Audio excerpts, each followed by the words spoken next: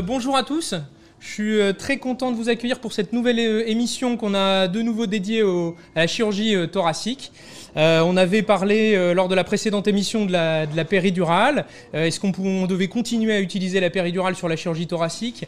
Là, on va aller un petit peu plus loin. On va essayer de voir un petit peu plus comment ça se passe sur la RAC, la réhabilitation améliorée après chirurgie en chirurgie thoracique.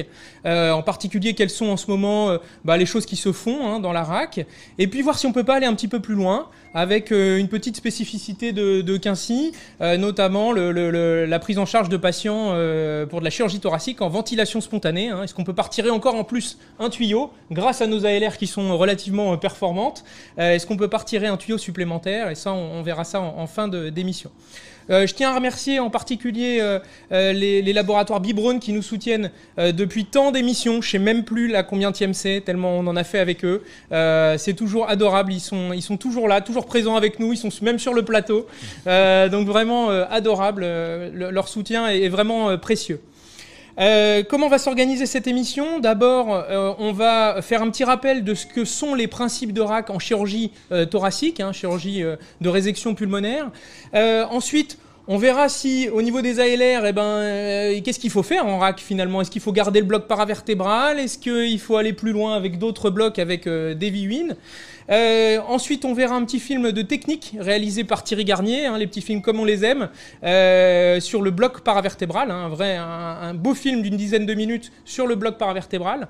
On enchaînera donc avec le gros sujet, la chirurgie thoracique en ventilation spontanée avec Nabil Zanoun, qui a beaucoup travaillé sur le sujet à Quincy. C'est lui celui qui a lancé la technique chez nous. C'est lui la source, voilà, le puits de savoir. Le cerveau.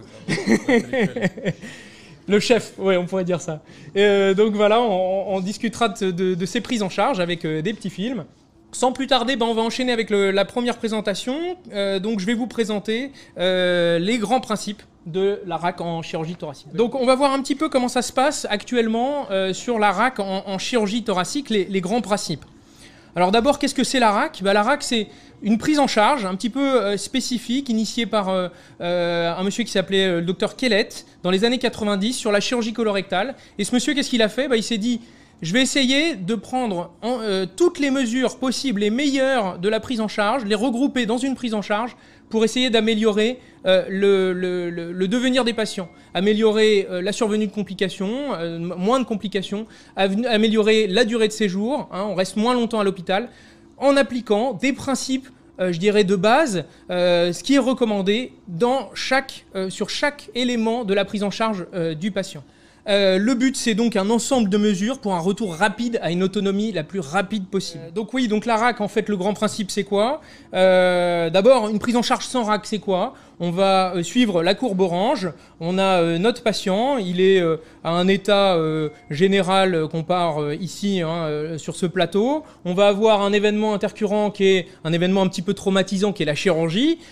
Poum, il va perdre en autonomie, il va avoir de la douleur. Et puis progressivement, il va en post-opératoire récupérer tranquillement et on l'espère réatteindre, oui ou non, son état de base, ce qui n'est pas forcément absolument certain.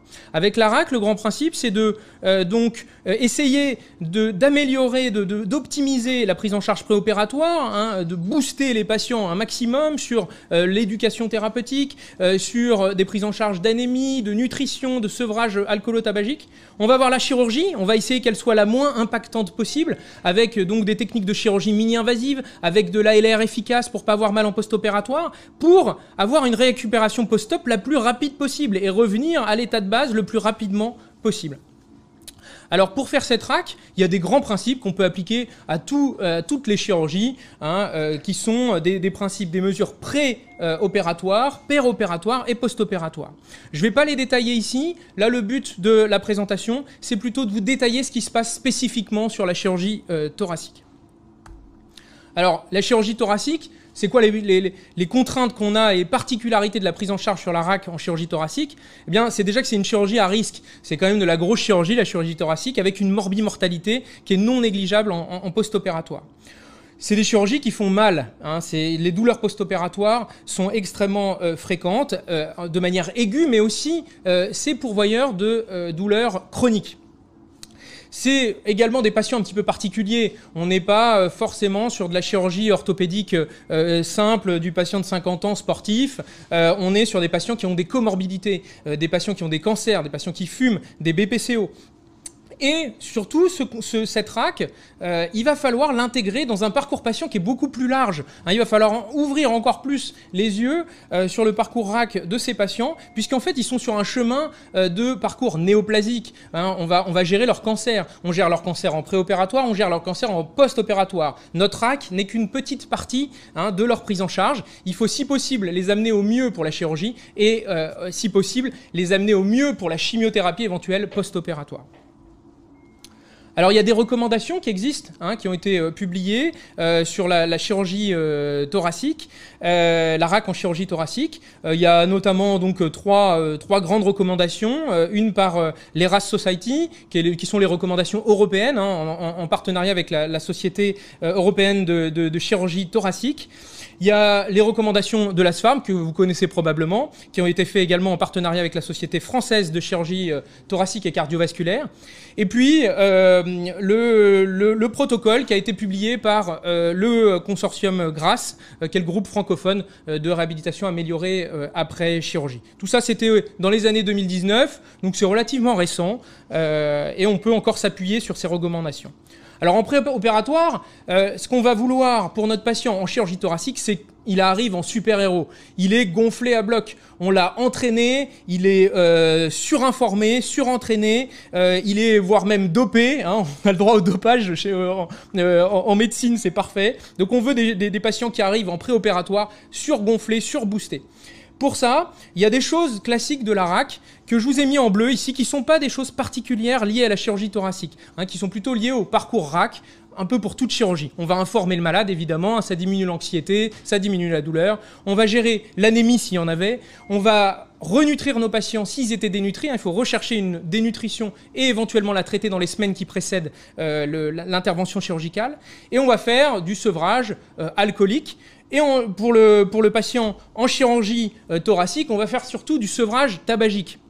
Alors le sevrage tabagique, on va l'envisager en préopératoire. La SFA recommande de l'envisager, je dirais, n'importe quand. On considère que arrêter le tabac à n'importe quelle période avant l'intervention, c'est de toute façon bénéfique pour le malade. Sur les recommandations européennes, ils sont plus à essayer de recommander 4 semaines de délai d'interruption du tabac avant la chirurgie pour éviter les complications post-opératoires liées à la chirurgie. Donc on va déjà les faire arrêter de fumer.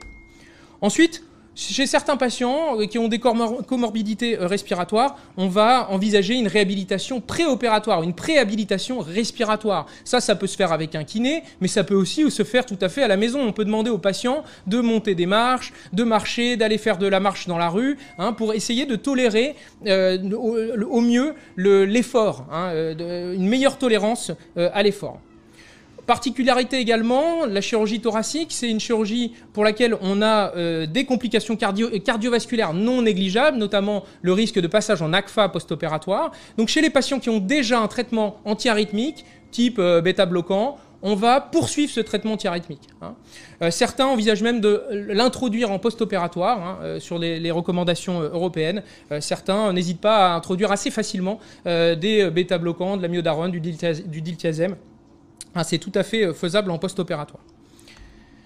Autre chose liée à la chirurgie thoracique, on veut que nos patients aient un sourire Colgate, un sourire ultra white. En gros, on veut qu'ils aient une hygiène bucco-dentaire qui soit tout à fait satisfaisante avant l'intervention. Comment on va faire pour avoir ça? Alors, on peut envisager des bains de chlorhexidine ou on va envisager du brossage de dents un petit peu intensif les jours qui précèdent l'intervention. Tout ça pour diminuer la colonisation oropharyngée, qui a un impact sur le risque d'infection du site opératoire. C'est un petit peu curieux, c'est pas forcément sur les pneumopathies, c'est plutôt sur les infections du site opératoire. On diminue le risque en ayant des patients qui ont une hygiène bucco-dentaire irréprochable. Alors en péropératoire, qu'est-ce qu'on va pouvoir faire? En premier lieu, c'est le chirurgien qui va faire le boulot, c'est-à-dire qu'il va s'adapter en faisant de la chirurgie mini-invasive. De nombreuses chirurgies, notamment quand on est à des stades précoces de cancer, sont réalisables sous vidéothoracoscopie, voire même sous thoracoscopie robot assistée. C'est de plus en plus répandu là maintenant en France. On va privilégier donc les techniques mini-invasives de vidéochirurgie. Par ailleurs, pareil, je vous ai remis dans le petit cadre bleu ce qui est standard en RAC, d'accord, dans les protocoles de RAC, ce qu'on retrouve de manière assez conventionnelle. On va limiter le jeûne préopératoire, faire un jeûne préopératoire le plus court possible. On va éviter la prémédication. On va faire une désinfection cutanée soigneuse, plutôt à la chlorhexidine. On va bien sûr faire une antibioprophylaxie adaptée. Une prévention des nausées et vomissements, une prévention de l'hypothermie, des choses vraiment standards d'anesthésie. On va envisager une analgésie multimodale et on va faire de la prophylaxie thromboembolique post-opératoire. Tout ça, c'est des choses assez classiques et vous voyez que finalement, en RAC, on n'a rien inventé, c'est juste bien faire son travail. Chaque étape chaque élément repose sur de la médecine basée sur des preuves. Donc, pour ce qui est de la chirurgie, on recommande la chirurgie mini-invasive. Néanmoins, si on avait besoin de faire une thoracotomie, eh bien là, on peut peut-être éventuellement demander au chirurgien, ou en tout cas en discuter avec lui, savoir s'il peut faire des petites choses pour limiter la douleur post-opératoire, limiter aussi la survenue de douleurs post-opératoires chroniques. Tout ça en vue de limiter les complications post-opératoires à type de pneumopathie post-opératoire, atélectasie, etc. Et donc, quand on fait une thoracotomie, l'abord classique, c'était un abord postérolatéral, où là, on allait entailler purement et simplement le grand dorsal, le rhomboïde, le serratus. Les chirurgiens ont eu tendance à faire de l'épargne, ce qu'on appelle de l'épargne musculaire, en avançant vers le thorax, en faisant des incisions antérieures ou antérolatérales. Tout ça pour faire de l'épargne musculaire, pour éviter de couper dans les muscles. Alors, l'ASFAR ne recommande pas forcément, n'y trouve pas forcément un bénéfice, mais par exemple dans les recommandations européennes, il est dit qu'on peut, il est recommandé d'essayer de faire de l'épargne musculaire.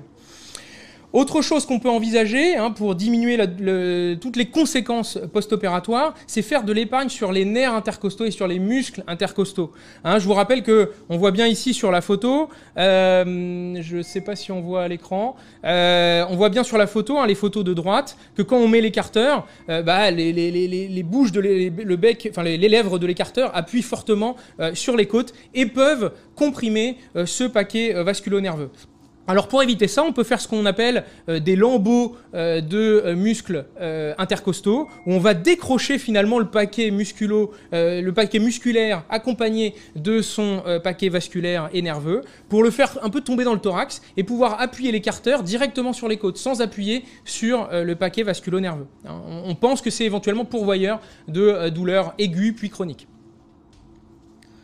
Alors, en péropératoire, nous aussi, on a notre rôle à jouer. Et bien sûr, on va faire de l'ALR. C'est vivement recommandé. Évidemment qu'on va avoir recours à l'ALR. C'est des chirurgies qui sont douloureuses en post-opératoire. La douleur aiguë, elle est importante. Elle fait le lit de complications post-opératoires. Elle fait le lit peut-être potentiellement de douleurs chroniques post-opératoires. Donc, on va insister sur la prise en charge de la douleur. Tout ça, ça s'intègre évidemment, comme d'habitude en RAC, sur de l'analgésie multimodale, avec la prise de paracétamol, d'anti-inflammatoires, etc. Mais effectivement, l'ALR va avoir une part prépondérante. Et quand on est sur des protocoles de RAC, avec de la chirurgie mini-invasive, on va plutôt privilégier probablement le bloc paravertébral. Alors je ne vais pas en parler plus parce que juste après, il y a Davy qui va s'occuper de parler de ce sujet spécifique de l'ALR dans la RAC en chirurgie thoracique, notamment est-ce qu'il faut continuer à faire du bloc paravertébral, est-ce que les alternatives sont intéressantes ou pas, et donc je ne veux pas spoiler son sujet, il vous en parlera mieux que moi. Alors en péropératoire, on va aussi gérer l'anesthésie générale. Il y a plusieurs choses sur lesquelles on va pouvoir jouer, des choses reconnues, prouvées. On va d'abord faire de la ventilation protectrice unipulmonaire. Quand on est en unipulmonaire, il y a vraiment des recommandations pour essayer d'éviter le stress sur le tissu pulmonaire, limiter le barreau, le volotraumatisme, que vous connaissez tous. Et donc les recommandations, c'est quoi? C'est de faire de la ventilation unipulmonaire inférieure à 6 ml/kg de poids idéal, d'avoir une PEP. Alors une PEP qui peut être variable, on nous dit une PEP optimisée. Voilà, il faut l'adapter à l'oxygénation du patient. Et puis ne pas avoir de scrupules à faire du recrutement alvéolaire. Concernant le type de chirurgie, là on va pouvoir envisager un petit peu ce qu'on veut, hein, entre l'anesthésie totale intraveineuse et les halogénés. Finalement, il n'y a pas de grande différence sur la survenue de complications post-opératoires, sur le devenir post-op du malade. Il n'y a pas grand-chose, il n'y a pas de grande différence. En revanche, il faut quand même souligner qu'avec les halogénés, on a un petit peu moins d'inflammation pulmonaire, hein, dans le tissu pulmonaire, en termes de cytokines et de molécules pro-inflammatoires. Il y en a moins quand on utilise des halogénés. En termes de remplissage, c'est un petit peu comme ce qu'on fait pour la chirurgie digestive. On va avoir plutôt une stratégie un petit peu restrictive. Donc on va monitorer l'hémodynamique, si possible avec un Doppler œsophagien, voilà, quand on en a un. Et on va être plutôt sur le versant sec. On va remplir de 3 à 6 ml kg, d'autant plus si on est en chirurgie fermée, à thorax quasi fermé, avec une thoracoscopie. Alors en post-opératoire, eh bien, qu'est-ce qui va se passer? Alors déjà, des grands principes comme d'habitude. Hein, pareil, je vous ai mis dans le petit cadre bleu des choses générales de la RAC. Mobilisation précoce en post-opératoire, comme pour toute chirurgie, dans lesquelles on met des protocoles RAC. Et puis, une alimentation précoce. Ça, rien de nouveau. Ce qui va changer sur le post-opératoire et la particularité de la chirurgie thoracique, de la RAC en chirurgie thoracique pour le post-opératoire, ça va être principalement le drainage pleural. Le drainage pleural, eh bien, déjà, il faut essayer de demander à son chirurgien qu'il mette qu'un seul drain. Hein, on arrête le double drain. Ça, bon, maintenant, je crois que tout le monde fait ça. Avant, on mettait 2 drains pour drainer et l'air et le liquide. Hein, un drain antérieur, un drain postérieur. Ça, c'est fini. Il faut mettre qu'un seul drain. Dans la majorité des cas, c'est largement suffisant. Il faut également avoir un drain thoracique qui va être connecté à un dispositif qui va être transportable, un portatif, pour pas limiter justement cette réhabilitation post-opératoire, que le patient puisse bouger, aller déambuler dans les couloirs. Et donc il existe maintenant tout plein de dispositifs où c'est des petites cassettes, un petit peu comme un sac à main, qu'on va transporter et qu'on va pouvoir balader dans le couloir. Et donc ça, c'est recommandé d'utiliser ce type de dispositif autonome qu'on n'a pas besoin de brancher au mur. On va également utiliser des dispositifs électroniques qui mesurent en temps réel les fuites et la quantité de fluide qui va être drainé. Et ça a pour effet d'avoir un sevrage du drain qui va être beaucoup plus précoce. Dès qu'on va avoir 0 de fuite et moins de 300 ml de liquide par 24 heures, on va pouvoir retirer ce drain. Et donc le fait de pouvoir vraiment avoir un monitorage en temps réel de ce qu'on fait permet de retirer effectivement, de gagner sur la durée de drainage. Alors, en ce qui concerne la VNI, l'Optiflow, ça a été une mode à un moment donné. Ce n'est pas recommandé de faire la VNI de l'Optiflow en prophylactique. Ça ne prévient pas la survenue de complications post-opératoires. En revanche, on va insister sur la kinésithérapie post-opératoire qui doit être multimodale. Il n'y a pas que les poumons. On va bien sûr s'intéresser aux poumons, essayer de réexpandre correctement les poumons, hein, faire de la spirométrie incitative, etc. Mais il va falloir aussi que le patient retrouve une autonomie sur l'effort. Et donc on peut le faire pédaler, on peut le faire marcher dans le couloir. Hein, il y a tout plein de dispositifs maintenant à notre disposition pour réadapter le patient à l'effort et le remettre dans sa pleine autonomie le plus rapidement possible. Alors, c'est quoi les perspectives d'évolution sur la RAC en chirurgie thoracique? On peut envisager sur le préopératoire, on peut se dire que peut-être que cette phase de préhabilitation qui n'est pas facile à mettre en œuvre dans les hôpitaux, il faut du personnel, il faut des correspondants, pas toujours très simple à organiser, et bien peut-être qu'à l'avenir, on aura des centres de préhabilitation, des espèces de centres d'entraînement, on met le patient là-bas en hôpital de jour, il s'informe, il fait de la préhabilitation, on gère son anémie, sa nutrition, etc. Et ensuite, il arrive en pleine forme pour la chirurgie.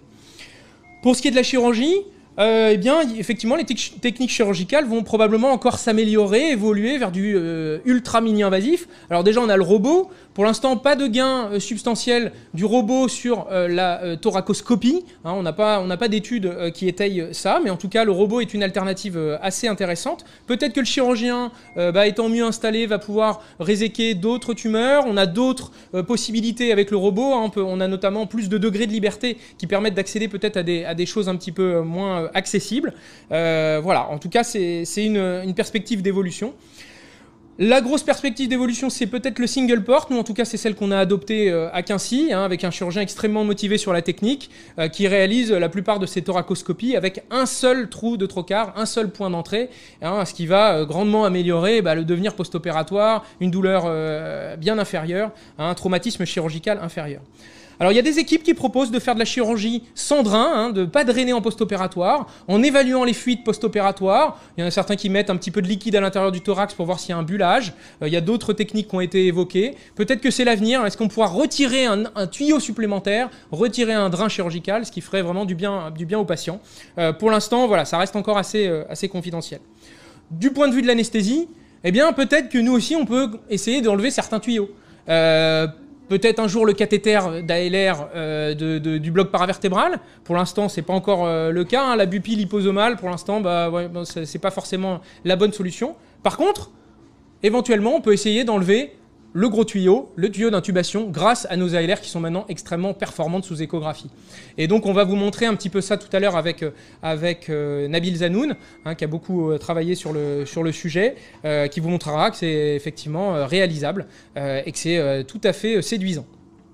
Enfin, le but ultime de la RAC, c'est quand on arrive au fait que ce soit de l'ambulatoire. Hein, là, on touche le Graal, j'ai envie de dire, où en fait on renvoie les patients directement à la maison le jour de leur intervention. C'est possible. On fait, nous, certains thorax en ambulatoire. Je sais que d'autres centres le font aussi régulièrement. C'est tout à fait envisageable chez certains patients et dans certains contextes chirurgicaux bien précis.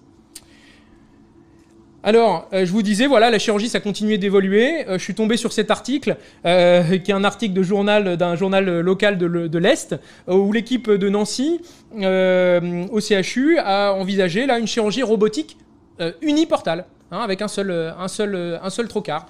Voilà, donc il y a des perspectives d'évolution effectivement sur ces techniques, et donc c'est à surveiller.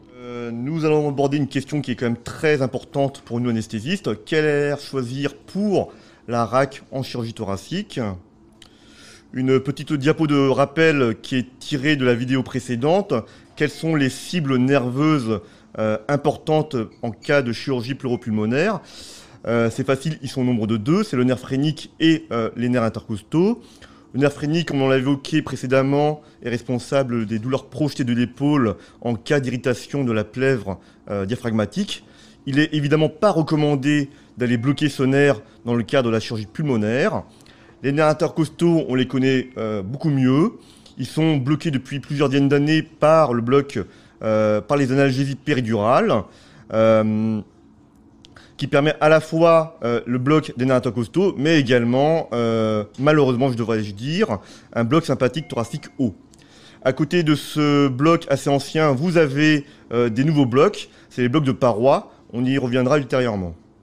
Alors je vous ai retrouvé les recommandations des différentes sociétés savantes, comme vous l'a dit Olivier, ce sont des recommandations assez récentes, elles vont de 2019 à 2022, l'ASFAR, l'ERAS, le groupe Prospect. Sur les recommandations de l'ASFAR, après thoracotomie, il est recommandé de manière forte la réalisation d'une anesthésie loco-régionale après chirurgie thoracique, de poursuivre cette ALR avec des cathéters d'analgésie. Et enfin, il est préférable d'utiliser le bloc paravertébral par rapport à l'analgésie péridurale du fait d'un meilleur profil de tolérance. Pour ce qui est des pleurovidéos, les recommandations sont un petit peu moins fortes. Il est probablement recommandé d'utiliser une anesthésie loco-régionale. Alors, la périthoracique, on sait très bien, est pourvoyeuse de complications mineures et majeures. Les deux complications mineures les plus fréquentes sont l'hypotension artérielle et la rétention urinaire. L'hypotension artérielle est due à l'association d'une altération de la performance cardiaque, mais également à une baisse du retour veineux par un blocage des nerfs sympathiques grands et petits splanchniques. Ces nerfs sont issus des nerfs thoraciques bas, qui vont de T5 à T12. L'hypotension artérielle est inconstante, puisqu'il existe des mécanismes de compensation liés aux territoires qui ne sont pas bloqués. Pour ce qui est de la rétention urinaire, on sait très bien que la miction est dépendante du système sympatho-vagal. Les centres sympathiques sont issus également du thoracique bas, de T11 à L2, et sont assurés par les branches des nerfs hypogastriques supérieurs. Je vais retrouver en bas une revue de la Cochrane de 2016, comparant le bloc paravertébral par rapport à la péridurale, il n'y a pas photo. Le bloc paravertébral est beaucoup moins pourvoyeur d'effets secondaires par rapport à la péridurale. Néanmoins, vous remarquerez que les taux ne sont pas à 0 pour le bloc paravertébral et que très probablement c'est lié à une diffusion périmédulaire.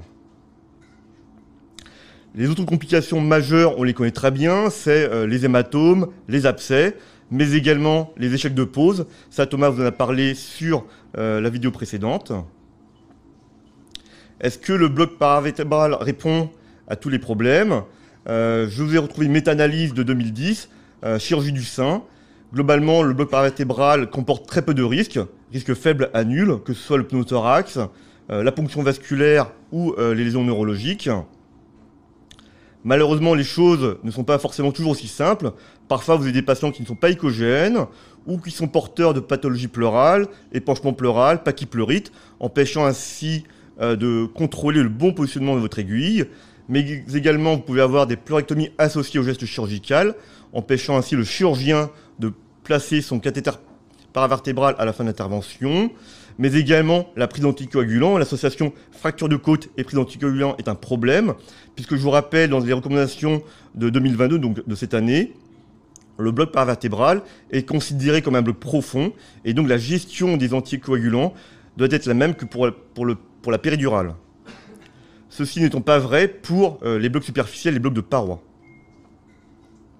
Alors les blocs, plutôt ces nouveaux blocs de paroi pour la chirurgie thoracique, ils sont au nombre de 3, ce sont les blocs postérolatéraux, encore appelés les paravertébral blocs by proxy. Ils tournent essentiellement autour de la vertèbre thoracique. Vous avez de dedans en dehors le bloc rétrolamaire, le bloc érecteur du rachis, le midpoint block, c'est une injection qui est entre la polyphyse transverse et la plèvre pariétale en arrière du ligament costo-transverse supérieur, et le bloc le plus externe est le bloc paraspinal intercostal. Vous avez également des blocs antérolatéraux, on les connaît très bien, ils sont utilisés pour la chirurgie du sein, le PEX 1, le PEX 2, le bloc serratus antérieur superficiel et profond. Et enfin, vous avez des blocs antéromédiaux, on n'y reviendra pas puisqu'ils sont centrés essentiellement sur le sternum. Le point commun de ces blocs postérolatéraux, c'est qu'ils sont plus faciles à réaliser parce que plus superficiels. Ils utilisent essentiellement des repères osseux. Leur efficacité va jouer sur la diffusion antérieure en ciblant le rameau ventral qui se situe au niveau de l'espace paravertébral. Ils sont quasiment dépourvus d'effets secondaires tels que le pneumothorax, la diffusion péridurale, les hématomes ou la ponction nerveuse. Un petit mot sur l'efficacité. Ces blocs sont injectés en arrière du ligament costo-transverse supérieur. Ce ligament correspond en fait à la frontière postérieure de l'espace paravertébral, tout comme la membrane intercostale interne. Vous avez sur la droite une étude de 2021 publiée dans RAPM. C'est une étude de microscanner. Vous voyez le ligament costo-transverse supérieur en bleu avec des orifices de communication médiale et latérale. Donc on comprend très bien qu'une injection en arrière de ce ligament, quel que soit le bloc, va avoir tendance à diffuser dans l'espace paravertébral. Qu'en est-il des blocs antérolatéraux? On va uniquement s'attarder sur le bloc du serratus antérieur, qu'il soit superficiel ou profond. Vous avez sur l'image de gauche une représentation schématique d'un nerf spinal qui va rapidement donner le nerf dorsal, un rameau ventral qui va cheminer dans l'espace intercostal, prendre le nom de nerf intercostal, assurer l'innervation musculaire des muscles intercostaux, mais également de la plèvre pariétale. Il va, au cours de son trajet, donner deux branches cutanées, une branche cutanée latérale et une branche cutanée antérieure. Le bloc serratus antérieur, qu'il soit superficiel ou profond, va uniquement bloquer ce rameau cutané latéral. On peut donc se poser la question du mécanisme d'action de ce bloc dans le cadre de la chirurgie pulmonaire. Pour essayer de comprendre le mode d'action, vous avez ici une étude sur cadavre. Sur la gauche, vous avez un cadavre sur lequel a été réalisé volontairement des fractures de côte. Sur la droite, une cage thoracique indemne de toute fracture. Les auteurs ont réalisé un bloc serratus profond à l'aide de 30 cc de bleu de méthylène. On remarque qu'en cas de fracture de côte, vous avez une imprégnation de ce bleu de méthylène sur les espaces intercostaux, chose qui n'existe pas en l'absence de fracture. Je vous ai mis cet article qui est assez repris par les conférenciers. C'est une étude de 2020 par Dennis Sessler comparant l'efficacité du bloc serratus par rapport au bloc paravertébral. Ils n'ont pas retrouvé de différence en termes d'analgésie. cet article, qui est souvent cité, a été retiré pour des problèmes de statistiques et de méthodologie. Vous avez sur la gauche une autre étude de l'EJA. Cette fois-ci, c'est une méta-analyse comparant le bloc Ceratus par rapport à l'analgésie multimodale. On retrouve une amélioration des scores de douleur jusqu'à 24 heures en faveur du bloc Ceratus. Sur la droite, vous avez une étude du BJA 2020, étude randomisée contrôlée, comparant le Ceratus avec l'ESP. Cette fois-ci, c'est l'ESP qui améliore les scores de douleur, que ce soit au repos, mais également à l'effort, mais aussi sur le critère de jugement principal qui était un score de récupération. Alors que disent les recommandations? Je vais retrouver la recommandation la plus récente, celle du groupe Prospect, dans lequel officie l'équipe française, hein, l'équipe de Thonon, publiée donc cette année en 2022. En cas de chirurgie pulmonaire vidéo-assistée ou robot-assistée, il est préconisé de faire soit un bloc paravertébral, soit un bloc érecteur du rachis. Érecteur du rachis parce que c'est sur lequel on a le plus de recul. Et il place en deuxième intention le bloc Ceratus. Il ne se prononce pas formellement sur la place du bloc paravertébral réalisé par le chirurgien. L'ALR ne fait pas tout, Olivier vous l'a très bien dit. Elle doit s'inscrire tout comme la chirurgie orthopédique dans un contexte de RAC. Vous avez ici une étude italienne sur le dédrainage, chirurgie thoracique, vidéo-assistée ou thoracotomie en prospectif, plus de 100 patients avec une évaluation de la douleur à J3. Ils retrouvent une amélioration des scores de douleur de l'ordre de 40%, que ce soit au repos ou à l'effort, au moment du dédrainage. Donc la gestion des drains, Olivier vous l'a dit parfaitement tout à l'heure, c'est extrêmement important. Ça doit faire partie des grands principes de la RAC en chirurgie pulmonaire. Il faut préférer un drain à deux drains. Un drain fait aussi bien que deux drains dans la gestion des liquides, mais également des fuites aériennes.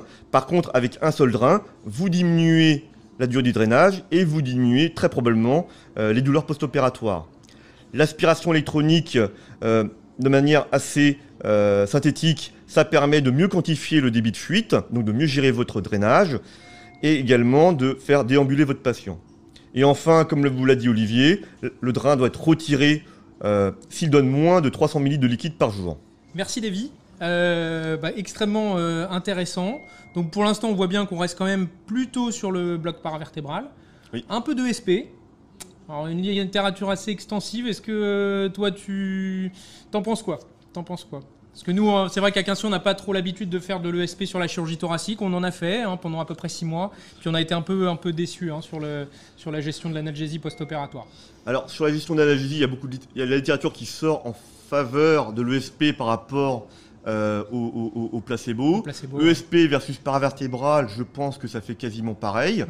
Le problème du paravertébral, c'est que parfois vous avez des patients qui ne sont pas très échogènes. Et donc l'ESP est une belle solution de recours, mais je ne le mettrai pas en première position en chirurgie thoracique. Ouais.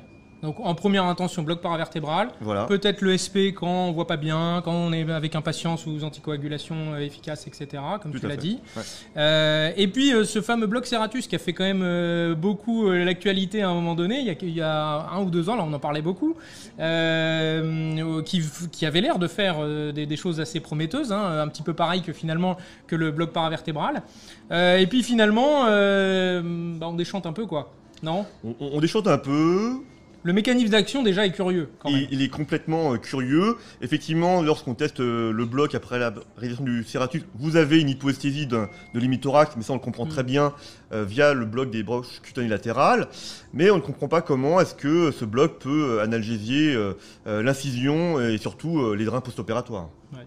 C'est pas logique. Non, c'est effectivement pas logique. Alors en plus, dans ces parcours, donc nous, comme vous l'avez compris aujourd'hui, on va essayer de vous montrer un petit peu ce qui se passe quand on essaye d'aller encore un petit peu plus loin dans la RAC et dans la réhabilitation améliorée après chirurgie, où là on fait carrément de la chirurgie thoracique sans intubation. Il faut une ALR extrêmement performante. Et là, on peut pas se permettre de partir sur du Ceratus ou même peut-être de l'ESP, quoi. Pour l'instant, nous en tout cas, l'expérience qu'on en a, c'est ça va être péridural et puis bloc paravertébral, quoi, pour faire ces procédures.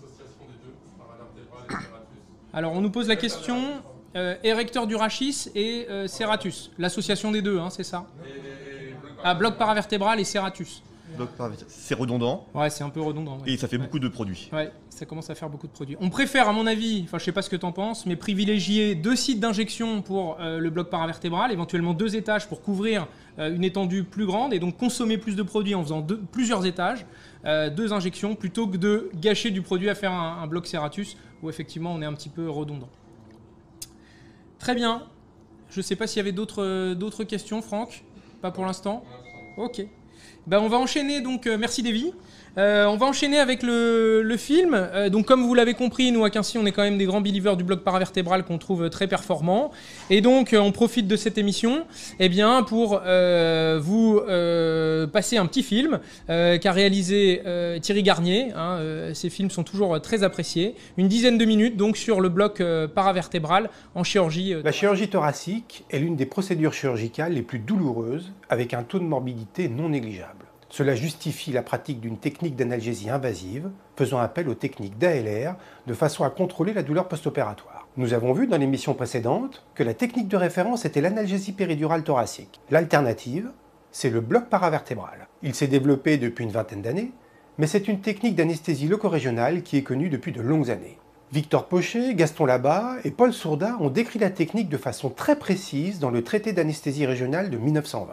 L'exécution de ce bloc par les auteurs a permis la réalisation de thoracotomies avec des résections tumorales et costales ainsi que la mise à plat de fistules pleurales. Sa réalisation reposait classiquement sur la recherche d'une perte de résistance après passage du ligament costo-transverse supérieur. Cette technique, elle était peu précise, avec un taux d'échec qui pouvait être important suivant l'expérience des opérateurs. Aujourd'hui, le bloc paravertébral est indiqué notamment en chirurgie mammaire pour l'analgésie post-opératoire et la prévention des douleurs chroniques. Le repérage échographique de l'espace paravertébral et la réalisation d'une ponction échoguidée améliorent l'efficacité et la sécurité de ce bloc. La technique du bloc paravertébral consiste à injecter un anesthésique local dans l'espace paravertébral thoracique. L'anatomie au niveau de cette région elle est complexe. Pour une meilleure compréhension, nous allons décrire l'anatomie à partir du canal rachidien. Vous retrouverez sur ce schéma l'empilement des vertèbres thoraciques, avec ici le canal rachidien. Les racines des nerfs rachidiens, qui sont également appelés nerfs spinaux, émergent du canal rachidien par le foramen intervertébral. Chaque nerf spinal chemine dans l'espace paravertébral et donne plusieurs branches de division. La première branche de division est le rameau communicant antérieur qui se dirige vers les ganglions sympathiques. La deuxième branche de division est le rameau dorsal. Il se dirige en postérieur et vient innerver les muscles paravertébraux. La troisième branche de division est le rameau ventral. Il s'agit en fait du nerf intercostal. Avant de définir et de délimiter l'espace paravertébral, il faut revenir sur le ligament costo-transverse. Il est important de ne pas faire de confusion. Le ligament costo-transverse, impliqué dans l'espace paravertébral, est le ligament costo-transverse supérieur et non pas le ligament costo-transverse latéral. Sur ce schéma, on voit très clairement l'articulation costo-transverse reliée par le ligament costo-transverse latéral. Ce n'est pas le ligament qui délimite l'espace paravertébral. Le ligament qui délimite l'espace paravertébral est le ligament costo-transverse supérieur. Ce ligament est oblique d'avant en arrière dans le plan sagittal et il relie la côte dans sa partie supérieure au processus transverse sus-jacent. Plus en arrière, il existe un autre ligament qui relie les apophyses transverses des vertèbres sus et sous-jacentes. Il s'agit du ligament intertransversaire. Revenons maintenant sur l'espace paravertébral et redéfinissons ses limites. La limite postérieure est le ligament costo-transverse supérieur. En dedans, les corps vertébraux et les disques vertébraux délimitent la partie médiale de cet espace. Plus en avant, la plèvre pariétale et le fascia endothoracique délimitent la partie antérieure de l'espace paravertébral. Latéralement, ils donnent suite à l'espace intercostal. Cet espace n'est pas complètement fermé. Une injection au niveau d'un seul espace paravertébral peut ainsi diffuser vers les autres espaces paravertébraux sus et sous-jacents. L'espace paravertébral contient ainsi les racines nerveuses, avec leur paquet vasculaire, artères et veines intercostales. Je vais revenir sur le fascia endothoracique qui est un élément important de l'espace paravertébral, mais qui est une structure anatomique difficile à individualiser. Le fascia endothoracique, c'est une couche faciale située profondément dans les espaces intercostaux et les côtes et qui représente la membrane la plus externe de la cavité thoracique. Testu en 1905 a décrit le fascia endothoracique comme étant constitué de 3 parties. Une fine couche de tissu conjonctif lâche, correspondant probablement au fascia épimésial du muscle intercostal, une couche fibroélastique, qui est le véritable fascia endothoracique, et une autre couche de tissu conjonctif lâche, qui est sans doute la plèvre pariétale. Sur ce dessin de Hirschfeld, On visualise la partie interne de la paroi thoracique. On a ici les corps vertébraux, avec l'émergence des nerfs spinaux et leur anastomose antérieure avec la chaîne des ganglions sympathiques. Ils sont recouverts par un fascia, dont il est difficile de déterminer avec précision duquel il s'agit. Le fascia endothoracique et la plèvre pariétale sont deux éléments anatomiques qui sont théoriquement différenciés, mais en pratique, il est très difficile de les individualiser. En pratique clinique, et notamment au cours de l'écourpérage, il est très difficile d'individualiser le fascia endothoracique avec précision. On peut éventuellement l'individualiser après l'injection de l'anesthésique locale, comme ici sur cette vidéo. Le patient, il est le plus souvent endormi et placé en décubitus latéral. L'opérateur est contre la face dorsale du patient et l'échographe contre la face ventrale du patient. Les yeux de l'opérateur s'alignent sur une droite, passant par le dos du patient et l'échographe. La main tenant la sonde doit être stabilisée, la paume de main ou le cinquième doigt servent de bio pour cela. La sonde utilisée est une sonde linéaire à haute fréquence. La longueur de l'aiguille utilisée est de 50 mm. Pour les réglages de l'appareil, je vous renvoie comme d'habitude à l'émission Back to Basic. Je vous rappelle néanmoins qu'il faut régler la fréquence, ici entre 12 et 15 MHz, la profondeur entre 3 et 5 cm pour le bloc paravertébral, le focus et la résolution latérale devront être adaptés, ainsi que le gain et l'automatisation. Il existe deux abords différents pour le bloc paravertébral, l'abord transverse et l'abord sagittal. L'ensemble des différentes approches est détaillé dans cet article d'anesthésiologie de 2015. Les rapports anatomiques de l'espace paravertébral sont décrits avec précision à l'aide de coupes cadavériques et d'illustrations. Chaque abord sagittal ou transversal, avec une ponction sous ou en dehors du champ des ultrasons, est clairement défini avec une explication détaillée des rapports bénéfice-risque. Pour l'abord transverse, la sonde est placée latéralement au processus épineux. On visualise un espace triangulaire délimité par le cône d'ombre du processus transverse, le ligament costo-transverse et par la plèvre. La progression de l'aiguille se fait le plus souvent sous le champ des ultrasons, avec une ponction latérale et une direction médiale. Lorsque l'on effectue cette approche transverse, il peut être recommandé de garder dans le plan des ultrasons l'apophyse transverse. En effet, une approche dans le plan des ultrasons, en interapophysaire, augmente le risque de se trouver trop près du trou de conjugaison avec une diffusion d'anesthésique locale dans l'espace péridural. Cette technique est assez difficile et nous fait préférer l'abord sagittal. Les principales complications du bloc paravertébral sont en relation avec le passage de l'anesthésique locale dans l'espace péridural. Le repérage échographique a probablement permis de diminuer l'incidence de survenue du pneumothorax, sans toutefois éliminer le risque totalement. Une étude récente sur le bloc paravertébral éco-guidé, avec une ponction sagittale dans le plan des ultrasons, a évalué ce risque à 1 pour 1000. Néanmoins, dans la chirurgie mammaire, de façon à éviter le risque de pneumothorax, il sera peut-être préférable d'utiliser un abord transverse. L'espace paravertébral ponctionné est repéré en comptant les côtes.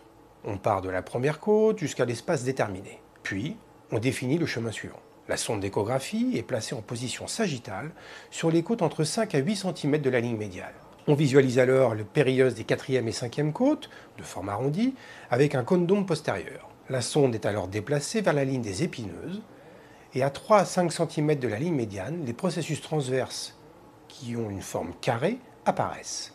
Pour avoir une meilleure visualisation du ligament costo-transverse supérieur, on peut effectuer une légère rotation de 2 à 3 degrés de la sonde dans le sens antihoraire. Les ultrasons sont alors perpendiculaires au ligament costo-transverse, ce dernier est donc parfaitement visualisé.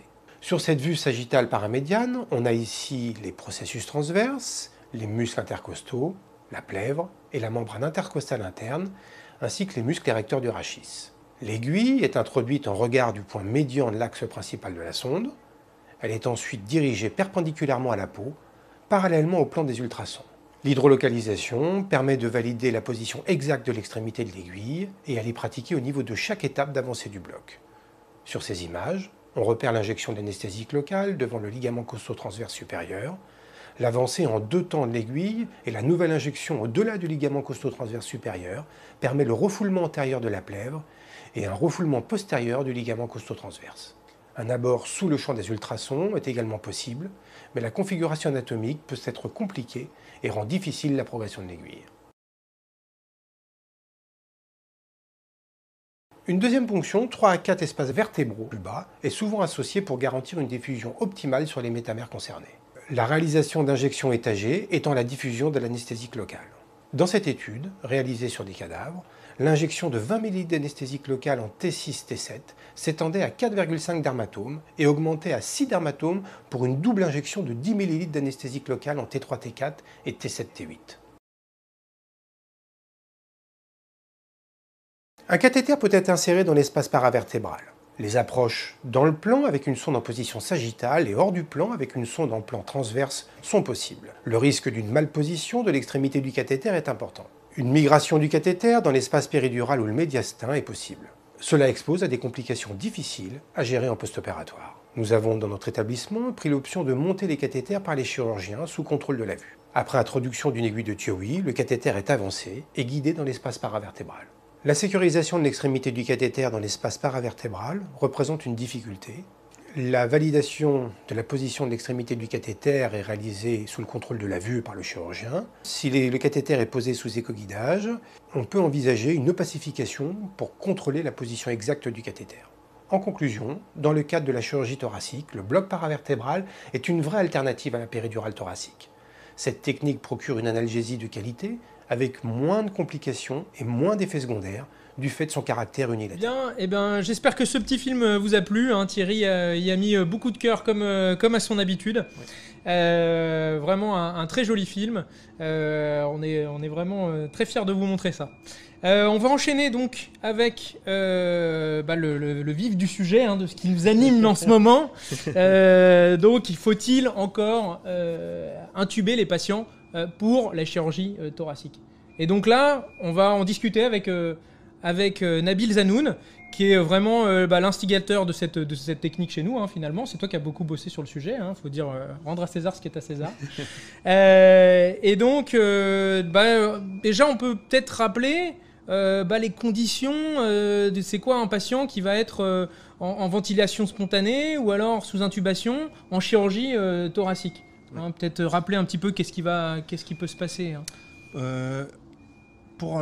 Pour ça, en fait, on va reprendre quelques bases de physiologie respiratoire. Ça va être assez bref, mais c'est juste pour qu'on pose un léger cadre. Pour poser les jalons. Voilà, exactement. Et puis comprendre un petit peu les enjeux de la chirurgie thoracique en ventilation spontanée.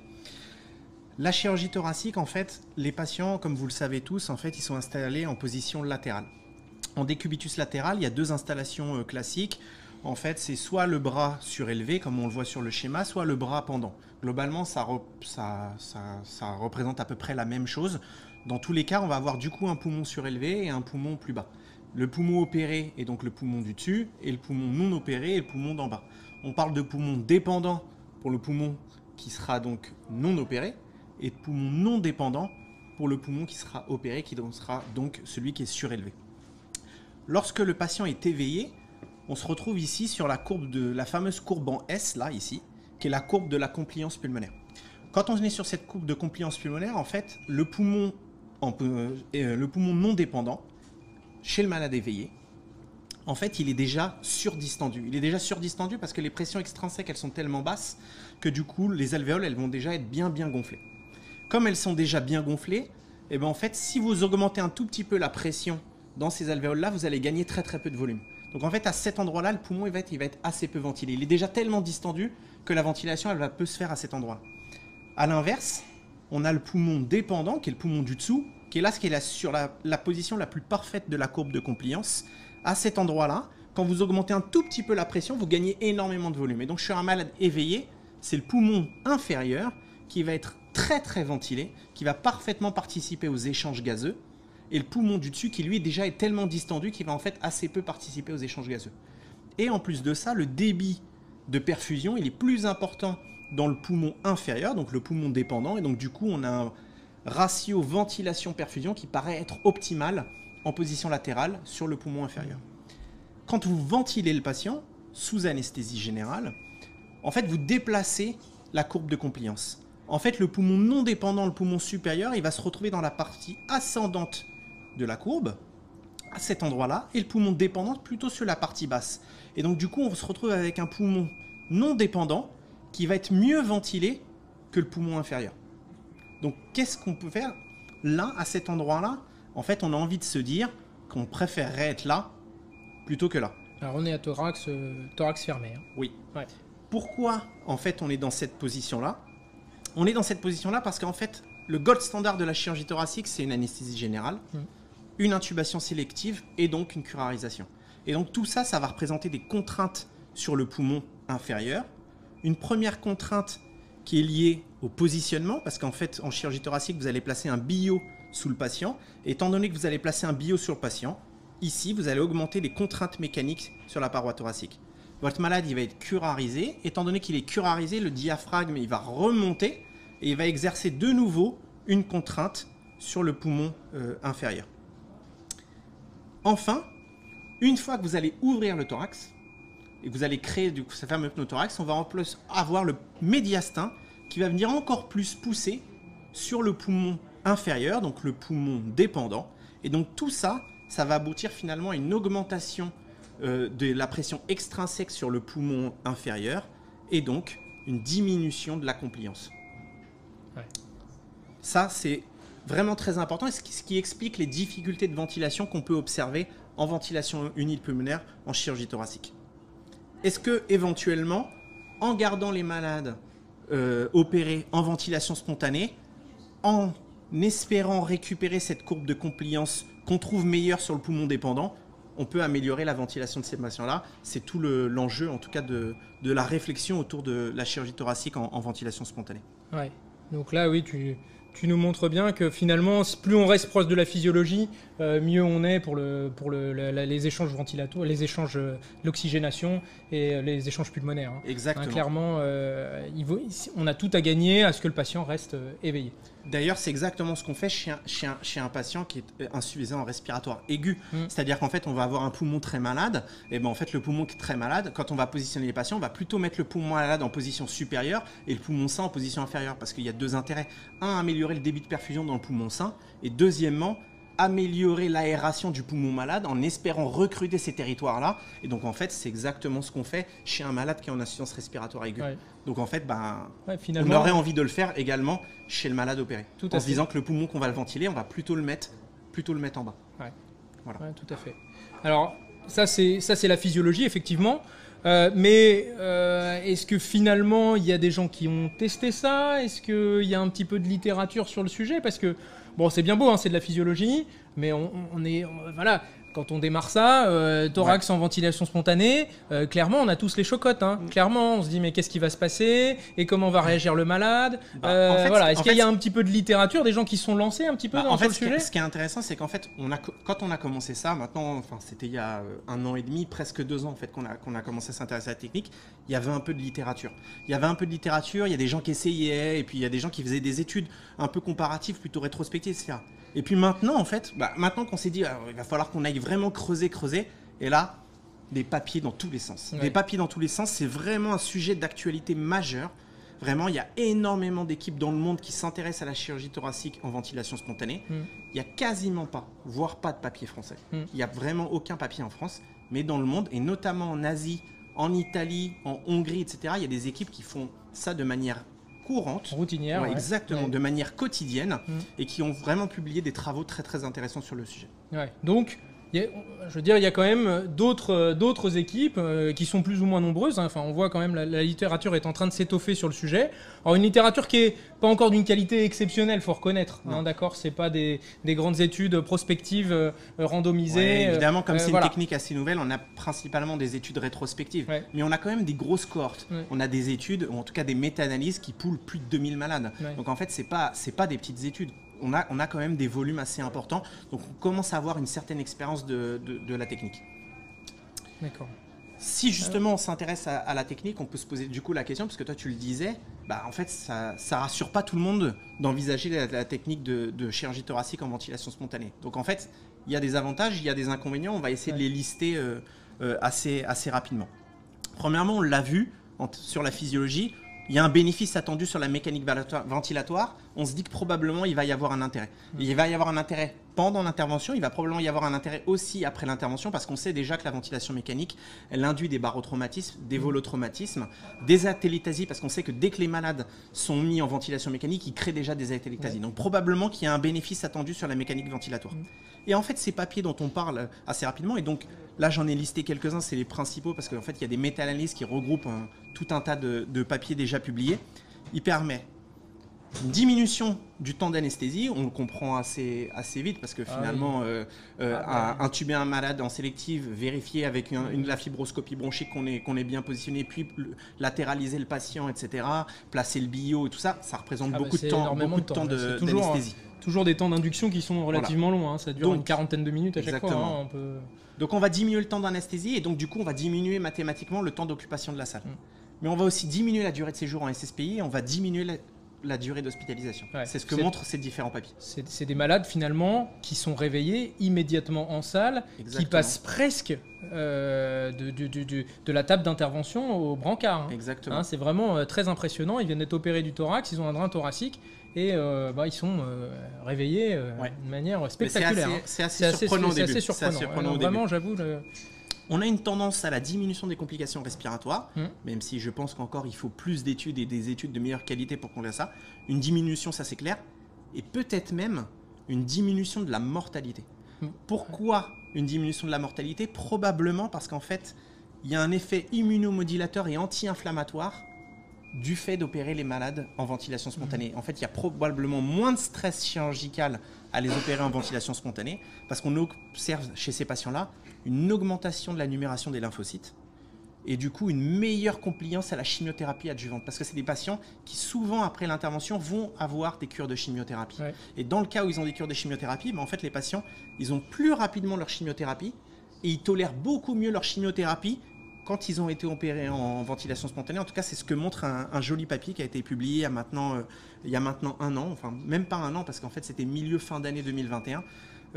Donc en fait, il y a en tout cas possiblement un intérêt qui va plus loin que le péropératoire. Effectivement, si on reprend la petite courbe que j'ai montrée tout à l'heure, hein, dans les protocoles de RAC, on essaye que le traumatisme chirurgical soit le plus léger possible, hein, pour une récupération la plus rapide possible. Là, on voit bien que dans ces prises en charge, en ventilation spontanée, avec de la chirurgie mini-invasive, on a finalement, on n'a quasiment pas fait grand-chose finalement. Hein. On a fait une petite ouverture, on enlève un petit bout de poumon, on draine un épanchement, et puis on s'en va, et le patient, on peut le remettre dans le parcours carcinologique le plus rapidement possible et en bon état. Et c'est ça le but. Voilà, et c'est ça le but. Et tout en évitant de se prendre des jours d'hospitalisation supplémentaires, des pneumopathies, des atelectasies et ce genre de choses. Ouais, non, c'est...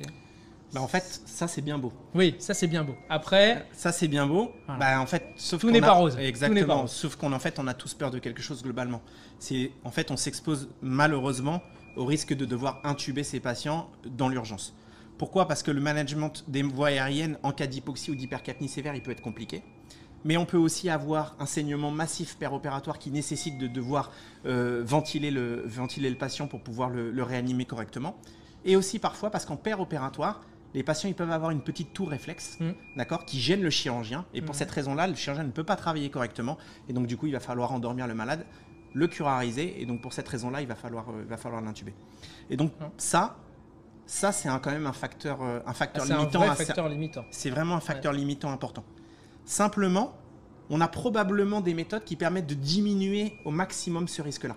Et on va essayer d'en montrer quelques-unes parce qu'en fait, il y a une jolie étude pareil qui a été publiée l'année dernière, ou en tout cas c'est pas vraiment une étude, c'est un papier résumé en fait qui s'intéresse. C'est une équipe en fait qui a beaucoup travaillé sur le thorax en ventilation spontanée, qui a un peu ressorti des critères, d'accord, qui permettent de prédire les patients qui vont nécessiter une intubation dans l'urgence. Et en fait, en prédisant le risque d'intubation dans l'urgence, en sélectionnant correctement les patients à faire, on peut diminuer ce risque-là.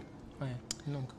Ce papier-là, donc comme je le disais, il a été publié par une équipe chinoise, c'est une équipe de Taïwan en 2021. C'est une équipe qui fait énormément de thorax sous sédation.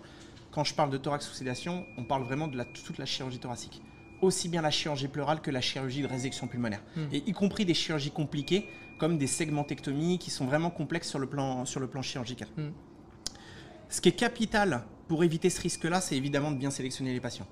On va éviter de faire ça chez un patient obèse parce qu'on sait que chez un patient obèse, on s'expose à plus de risques de complications respiratoires. On va Puis éviter. sur la LR, c'est compliqué. Clairement, on va pas se le cacher. On s'expose à plus d'échecs. C'est les patients sur lesquels on a des échecs d'ALR. Et Exactement. donc, la chirurgie, Voilà. de facto, la chirurgie va être compliquée. Et en plus de ça, le management des voies aériennes peut être Exactement, compliqué. ouais. Et donc, sachant qu'il est déjà compliqué sur le dos, on va peut-être éviter de se retrouver à devoir faire ça chez un malade qui est déjà installé sur le côté. Ouais, donc, un management de l'airway qui est a priori facile. On va sélectionner des malades où l'airway est facile. Quoi. Exactement. Deuxièmement, on va plutôt choisir des procédures peu complexes. Ouais. D'accord ? Comment on a fait en fait nous ? On a commencé par de la chirurgie pleurale très simple, un épanchement Très pleural basique, néoplasique, vraiment la chirurgie pleurale assez simple. Et puis ensuite on va de plus en plus loin. Bon, en fait on va aller faire un petit pneumothorax. Et puis ensuite peut-être que le wedge on peut faire ça. Et en fait il nous reste encore une étape à passer. C'est la chirurgie de résection pulmonaire qu'on n'a pas encore fait, mais on a des bonnes idées pour avancer sur le sujet. Et la littérature nous apporte aussi pas mal d'informations. Ouais, donc finalement c'est un peu comme tout. Il faut pas se mettre dans la difficulté d'emblée, pas envisager des malades super complexes, des chirurgies super complexes d'emblée, c'est pas possible. Il faut se faire un peu la main sur des choses extrêmement simples. Voilà. Monitorer l'anesthésie, mettre un bis par exemple au patient, probablement que ça évite certaines complications parce qu'en fait ça évite notamment les surdosages ou en tout cas les anesthésies trop profondes et donc l'hypoventilation et le risque d'hypoxie, d'hypercapnie, etc. Ouais. Évidemment faire de l'anesthésie loco-régionale parce que l'anesthésie loco-régionale ça permet d'éviter l'utilisation des morphiniques. Parce qu'en fait quand on parle de thorax sous sédation, là on a beaucoup parlé de thorax sous sédation chez les malades qui ne sont pas intubés. Mais en fait quand on regarde la littérature c'est assez variable. Parce que nous on fait ça principalement chez des malades avec les voies aériennes non protégées parce qu'en fait ils ont simplement un masque facial. Mais il y a des équipes qui leur mettent un masque laryngé, il y a des équipes qui les intubent et qui les curarisent pas et qui ensuite les laissent en ventilation spontanée sur le tube. Donc c'est vraiment, quand on parle de chirurgie en ventilation spontanée, c'est vraiment extrêmement large. C'est large, oui. Ça va de la chirurgie non intubée à carrément la chirurgie intubée en ventilation spontanée. Ouais. Donc l'éventail est assez large. Ouais, ça veut pas forcément dire pas de management de l'airway. Exactement. Ouais. Bon, nous on a choisi, en tout cas dans les procédures qu'on fait, de s'affranchir complètement du tuyau. Exactement. Clairement, quand nous on fait du thorax sous sédation, c'est un bon bloc d'ALR performant où on voit bien chez un patient qui est déjà sédaté, endormi.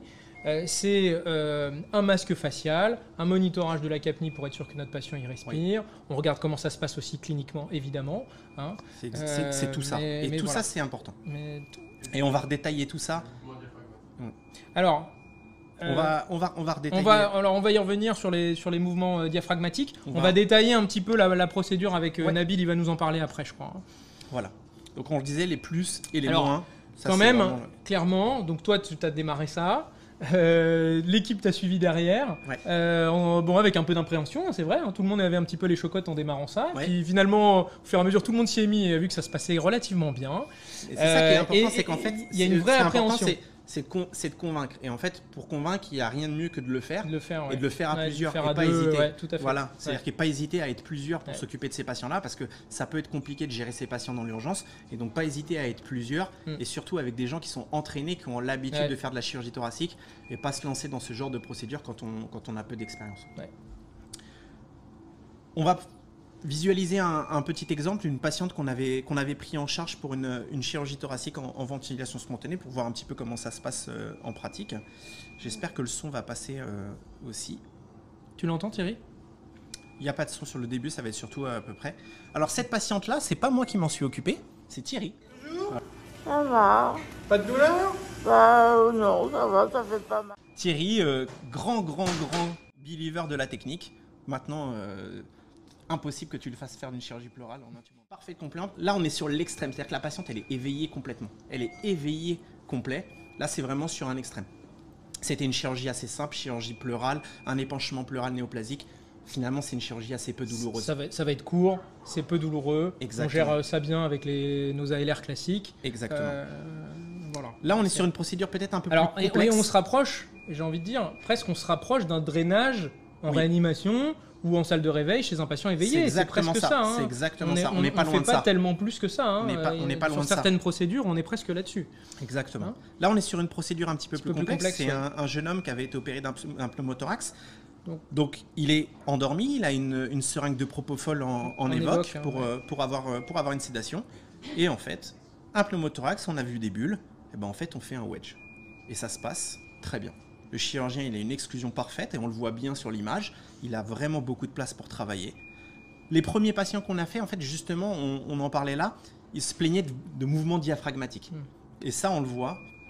Là, on voit en fait qu'il fait carrément de la pariétectomie. Donc ça, c'est extrêmement douloureux. Ouais. Ça, c'est vraiment un geste qui est extrêmement vraiment douloureux. D'ailleurs, ces patients-là, chez nous, on continue de leur mettre des péridurales. Ouais, tout à fait. Donc là, en l'occurrence, ce patient-là, il avait été fait sous péridurale. Donc on disait, il y a des petits mouvements diaphragmatiques parfois un peu complexes à gérer, etc. On a plusieurs manières de faire. On peut bloquer le nerf phrénique. Alors, il faut juste rappeler que effectivement, avec un bloc paravertébral ou une péridurale, oui, on ne bloque pas le nerf phrénique. Non. Clairement pas.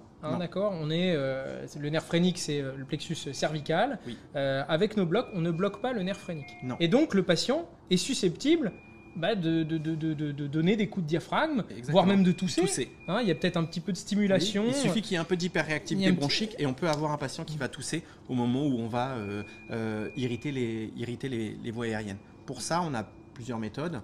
Deux principales, soit directement bloquer le nerf phrénique. Vous pouvez le faire sous échographie parce qu'on sait à peu près où est-ce qu'il passe au niveau des scalènes. Ça, c'est une première méthode. Faites un bloc interscalénique. Exactement. Et la deuxième... c'est un peu cher payé, vous allez avoir un bloc moteur du bras. Et la deuxième méthode, c'est avec un chirurgien expérimenté. C'est qu'en fait, ils savent où passe le nerf phrénique et notamment, ils passent aussi en position péricardique. Ouais. Et donc, en fait, ils sont capables de le bloquer aussi en péropératoire. Évidemment que ça nécessite d'avoir un chirurgien un petit peu expérimenté. Et donc, on bloque. Donc, si on demande au chirurgien de bloquer le nerf phrénique, on bloque avec un anesthésique de courte durée. Exactement, parce que le bloquer, c'est vraiment le péropératoire. Exactement. Donc, on voit très bien le nerf phrénique passer dans le thorax, avec des chirurgiens thoraciques qui savent évidemment où il passe. Ouais. Petite injection à l'aiguille, quelques cc de xylocaïne, ça suffit. On ne veut pas un bloc long, on veut juste stopper cette petite toux, les mouvements de diaphragme qui pourraient... Vous faites de la xylo non adrée, 3 quarts d'heure, 1 heure, et en post-opératoire, le malade, il a récupéré son diaphragme sans aucun problème. Tout à fait. Je vais y répondre juste après sur les concentrations. Je vous propose un protocole de prise en charge. En tout cas, c'est comme ça que ça se passe chez nous. Les patients, ils arrivent en salle d'intervention. Ils ont une voie veineuse périphérique, évidemment, avec un prolongateur lumière. On met un octopus. D'accord, c'est ça qui va nous permettre de faire de l'évoque juste après. On les monitore de manière standard, c'est-à-dire une pression non invasive, une saturation, un scope. Et à ça, vous pouvez ajouter d'autres monitorages qui, je pense, sont intéressants pour ces patients-là. C'est de rajouter un capno. D'accord ? On n'en a pas, et d'ailleurs, il faut absolument qu'on en ait.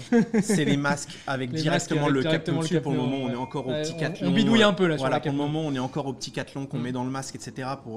pour avoir cette information-là, mais il nous faut absolument ces masques-là. Et vous pouvez ajouter un bis pour monitorer la profondeur d'anesthésie, justement s'assurer que les malades ne sont pas trop profondément endormis pour éviter l'hypoventilation. Et dans cette situation-là, on leur met l'oxygène et en fait, les patients se positionnent tout seuls sur le côté. Ouais. C'est-à-dire qu'on leur dit, monsieur, madame, vous allez vous installer sur le côté, etc. Donc en fait, les patients se positionnent tout seuls en décubitus latéral. Une fois qu'ils sont positionnés en décubitus latéral, on va induire l'anesthésie. On fait l'anesthésie, voilà. On lance l'anesthésie, finalement les drogues intraveineuses. Exactement. Chez nous, ce qu'on a choisi, c'est le propofol. On a essayé avec du rémifentanyl, c'est ce qu'on faisait parfois chez certains patients au début. On n'était pas vraiment convaincus parce qu'en fait, c'est rarement un problème de douleur en fait, parce que la douleur elle est finalement assez bien contrôlée par nos anesthésies loco-régionales. Mais en fait, c'est vraiment principalement parce que parfois les malades sont très stressés, parfois parce qu'ils sont inconfortables, parce que la position elle n'est pas forcément très confortable. Il faut rappeler quand même qu'on leur met un billot sous le thorax, donc en fait, c'est pour ces raisons-là.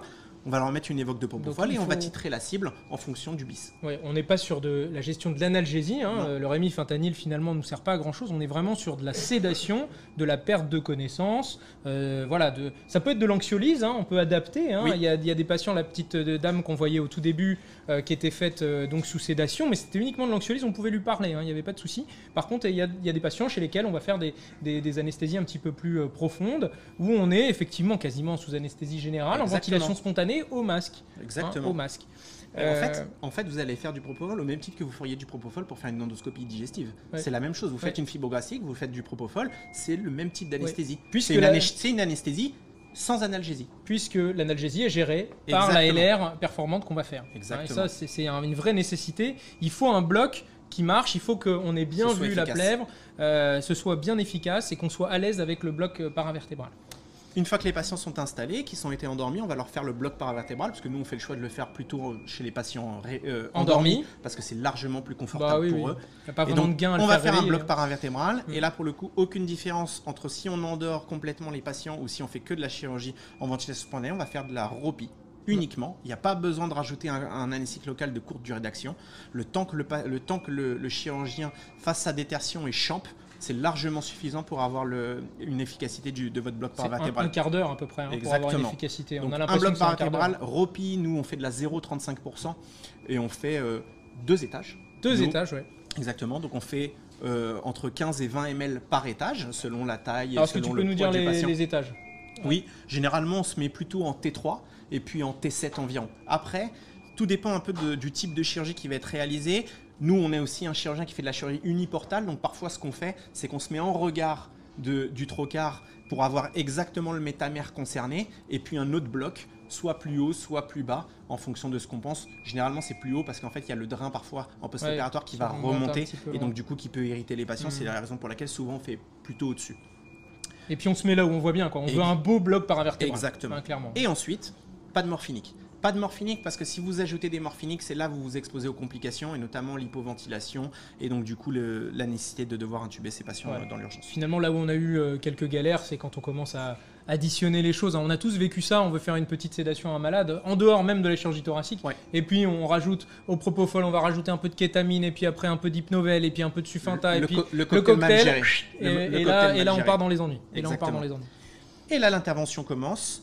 Vous demandez à votre chirurgien de rajouter une anesthésie locale, parce qu'en fait ça c'est extrêmement important, mais en fait le bloc paravertébral ne va pas bloquer l'ensemble du territoire chirurgical, et notamment parce que le serratus n'est pas innervé par les branches thoraciques. En fait, c'est innervé par des branches qui sont issues du plexus brachial. Et donc, si vous ne faites pas d'anesthésie locale, et notamment sur le muscle serratus, au moment de l'incision, vous n'aurez pas une analgésie optimale. Il est innervé par le nerf long thoracique. Exactement. Qui émerge beaucoup plus haut, qu'on n'obtient absolument pas avec un bloc paravertébral. Donc la seule chose douloureuse finalement de l'incision, donc chez nous uniportale, hein, un seul port, un seul point d'entrée, la seule chose qui va être douloureuse, c'est le passage de ce muscle finalement qui n'est pas innervé par les nerfs, le rameau ventral des nerfs intercostaux. Hein, il est innervé par son propre nerf, le nerf long thoracique. Donc petite infiltration chirurgicale par le chirurgien, rien de compliqué. Hein.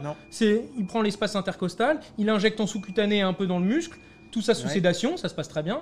Mais d'ailleurs, c'est parfois même suffisant, c'est-à-dire qu'il y a des équipes qui justement ne maîtrisent pas trop l'ALR. Je pense que c'est aussi pour ça que dans la littérature, on voit certaines équipes qui font assez peu d'ALR et qui parfois font ça avec surtout de la locale ou des blocs intercostaux uniquement.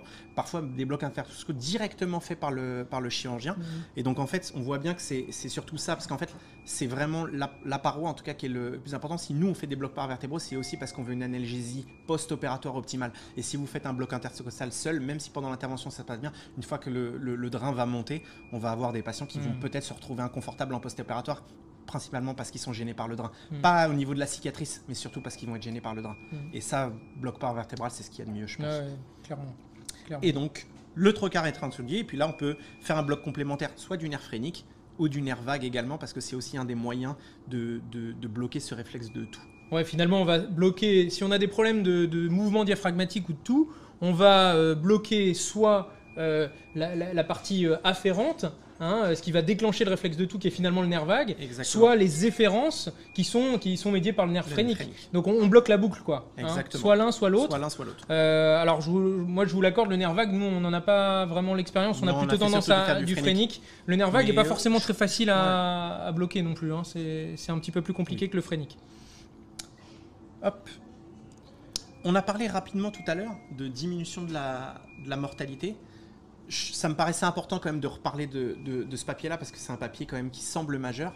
On va quand même être prudent, parce qu'en fait, il n'y a qu'une seule étude qui a été faite et qui montrait ce résultat-là. Et qu'en fait, malgré ses qualités intrinsèques, ça reste une étude rétrospective et qu'il nous faut un petit peu plus d'informations. Mais les résultats, ils sont quand même assez frappants. En tout cas, ils interrogent, quoi. Hein, exactement. Ils ont le mérite de lancer le sujet et qu'on s'y intéresse de près, quoi. Donc cette étude, en fait, c'est une étude du coup, une étude asiatique qui a été publiée en 2021. Et en fait, ils ont récupéré toute leur base de données de thorax réalisée sous sédation, plus de 2000. plus de 2000 patients opérés de thorax. Et ils ont pris les 200 qu'ils avaient fait sous sédation. Et en fait, à partir des 200 qu'ils ont fait sous sédation, ils les ont appariés avec d'autres patients de leur base de données de thorax en ventilation mécanique pour faire en sorte qu'ils soient comparables. Pour ça, ils ont utilisé un score de propension. Ce score de propension, c'est le score qui va vous permettre de comparer deux groupes de manière rétrospective pour simuler une randomisation. D'accord ? C'est le seul moyen de simuler une randomisation prospective dans une cohorte rétrospective. Et en fait, quand on observe les résultats, en fait, on voit les courbes bleues. C'est les courbes de thorax opéré en ventilation spontanée, et les courbes vertes, qui sont les cohortes de malades opérés sous ventilation mécanique. Et en fait, quand on regarde les courbes de survie, ou survie globale et survie sans maladie, on voit qu'il y a une nette différence tout de même entre les patients opérés en ventilation spontanée et les patients opérés en ventilation mécanique. Est-ce que c'est une histoire de stress inflammatoire, d'immunomodulation comme on a pu le voir tout à l'heure, de compliance post-opératoire à la chimiothérapie? Il y a des pistes en tout cas là-dedans. Il va falloir qu'on creuse un petit peu plus, mais en tout cas il y a des données intéressantes. Et en fait, quand on regarde dans les sous-groupes, on voit que ça concerne aussi bien les patients graves que les patients non graves. C'est-à-dire qu'en fait, ils ont stadé les différents patients en fonction du stade du cancer. Et que ce soit un stade 1, un stade 2 ou un stade 3, et ben en fait, on semble observer, en tout cas, ici, le même bénéfice et encore plus quand chez les patients sont à un stade avancé. Ouais. Donc, plus ils sont fragiles et probablement plus on a un bénéfice à faire ce genre de technique. Ils se sont intéressés aussi à les comparer à leur cohorte de thoracotomie. Et en fait, ils comparent vraiment pour le coup les trois courbes. Et en fait, on voit que les malades opérés sous thoracotomie, c'est ceux qui ont la moins bonne survie. Est-ce que c'était des chirurgies plus complexes? Est-ce que c'était des malades plus lourds? Voilà, je pense qu'il nous faut encore un petit peu plus d'informations. En tout cas, sur les comparatifs entre les chirurgies vidéo-assistées, j'entends bien. Je ne parle pas de la thoracotomie, en tout cas dans la chirurgie thoracique réalisée en vidéo-assistée. Les groupes, en fait, ils étaient comparables. Là, je vous ai mis les deux groupes de comparaison. Ici, dans la colonne de gauche, c'était les patients avant l'appariement, c'est-à-dire avant l'utilisation du score de propension. Une fois qu'ils ont été appariés avec le score de propension, en fait, les groupes, en tout cas, sont parfaitement comparables. Donc, il n'y a pas un groupe où les patients ont un cancer plus avancé, où ils sont plus lourds, ils sont plus comorbides. Non, ça semble être des groupes comparables. Et pourtant, on observe cette différence. Donc, je pense qu'une étude prospective de comparaison entre la chirurgie thoracique intubée et la chirurgie thoracique en ventilation spontanée, elle devient nécessaire parce qu'il faut vraiment qu'on ait une réponse. Parce que si jamais on peut montrer qu'une technique d'anesthésie modifie le pronostic des patients, ce serait quelque chose d'incroyable. Parce que en chirurgie, c'est extrêmement rare que la technique d'anesthésie ait l'influence le pronostic des malades. Exactement. Donc c'est vraiment une question à laquelle il faut qu'on réponde. Alors pour finir, on avait monté un petit film. C'est encore notre monteur professionnel. Exactement, c'est encore notre cher Thierry. Voilà. C'est le film pour les Oscars. Je remercie grandement Thierry qui a fait ça au pied levé. D'accord, vraiment, il nous a fait ça au pied levé. Donc merci encore Thierry. J'ai dû aller lui acheter quelque chose à la cafétéria tellement c'était compliqué. Hein. J'en profite aussi pour remercier Nadège que vous verrez dans cette vidéo qui remplace dans notre structure et qu'on a, je pense, réussi à convaincre de la technique. Et en fait, ce qui est intéressant dans cette vidéo, c'est que c'est pas toi qui fais. Non. Voilà, on a demandé justement à quelqu'un d'extérieur de se lancer dans la technique. Alors Nadège, elle a déjà fait du thoracique. Oui. C'est quelqu'un d'aguerri qui connaît bien cette chirurgie. Mais voilà, on s'est dit c'est encore plus probant si on montre que effectivement on peut le faire quand on a de l'expérience en chirurgie thoracique, qu'on connaît bien les techniques, qu'on connaît bien la ventilation. Et ben c'est faisable. En fait, on a juste besoin d'être rassuré. Voilà, on a juste besoin de la conduite accompagnée au départ, et puis après on est lâché quoi. Exactement. Donc là tu peux nous raconter un petit peu, voilà. Donc là, en fait, la patiente, elle s'était déjà installée. Donc là, en l'occurrence, c'était une chirurgie pleurale. La patiente, elle était déjà installée sur le côté. On lui a fait une sédation avec une évoque de propofol. Et puis, on voyait Nadège en train de lui faire, du coup, le bloc paravertébral en étagé, 2 étages. Hein. Exactement.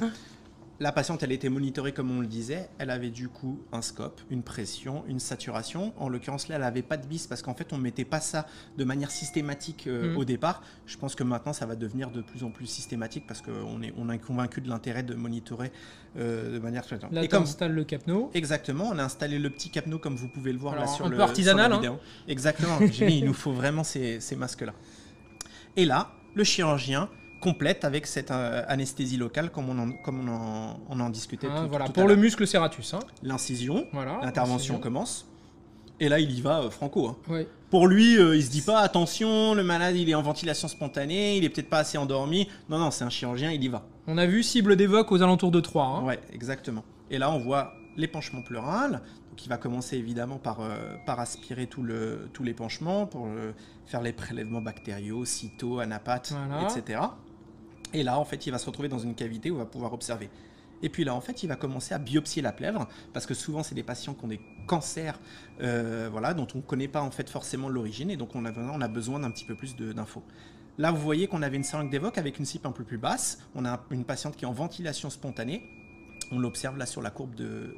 Voilà, un 5, un d'évoque, on avait pu descendre tranquillement. Hein. On avait pu descendre, et aussi pourquoi? Parce qu'en fait, je ne sais pas si vous avez vu, on avait une petite seringue en dessous qui était en fait, on avait eu besoin d'un petit peu de noradré. Et donc en fait, pourquoi on avait eu besoin d'un peu de noradré? Probablement qu'on avait un peu surdosé l'anesthésie et on n'avait pas mis de bis. Et je pense que c'était ça l'erreur. Ouais. Et là, vous voyez, il y va comme un bourrin. Là, franchement, là, il se dit, moi, c'est comme si de rien n'était. Hein, vraiment. Alors, comme un bourrin, mais en uniportal. Hein, voilà, oui, on a de la chance d'avoir un sûr. super chirurgien thoracique. Bien sûr, voilà, je l'embrasse, mon salam. Et puis là, voilà, il finit par talquer. On est proche de la fin de l'intervention. Tout s'est très bien passé. Il avait une exclusion optimale.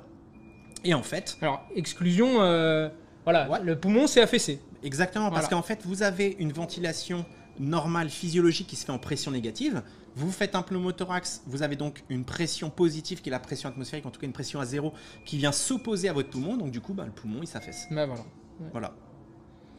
En fait, c'est un pneumothorax complet qu'on fait. Hein. Donc pas plus que chez un patient... qui aura un pneumothorax. On voit qu'on continue à monitorer la ventilation. La cible, elle est à 1,5. On voit que la seringue en dessous de noradré, elle est éteinte parce que justement, on avait réussi à diminuer la situation. Ça, c'est un moment intéressant. Exactement, parce qu'en fait, là, le chirurgien, il nous demande de reventiler la patiente. Pourquoi? Parce qu'en fait, il veut qu'on mette un petit peu de pression positive pour voir si le poumon, il se réexpand un peu ou pas. Parce qu'en fait, dans certaines situations, ça peut guider le chirurgien sur la technique. D'accord?